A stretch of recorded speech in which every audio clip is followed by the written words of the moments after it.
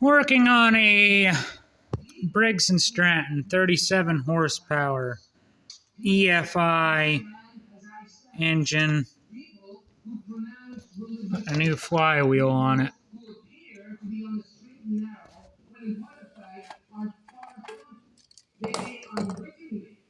Got our new flywheel over here. I'm going to set it on it and we'll go from there.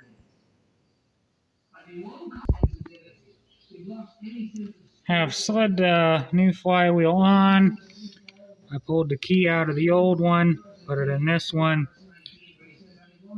Here, where the sensor reads it, slid that side down in first, the other slid right on it. Got a nut to go on top. It is flywheel, 125 foot-pounds of torque. And the crank sensor here is 0.027.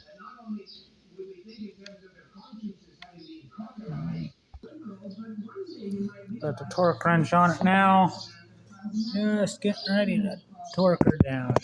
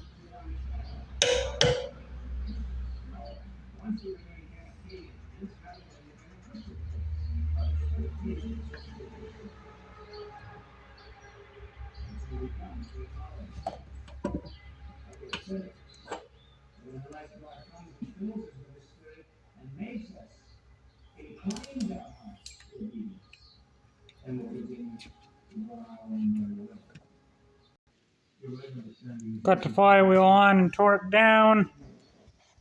New starter we installed, whirled over a couple times and started it.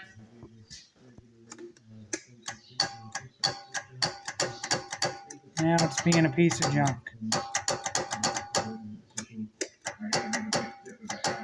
New starter. Well, that's how you torque down a flywheel. Stuck a 0.27 feeler gauge in here. Adjusted this up to it so it's set in place. And that is, again, on a 37 horsepower EFI Vanguard Briggs Stratton.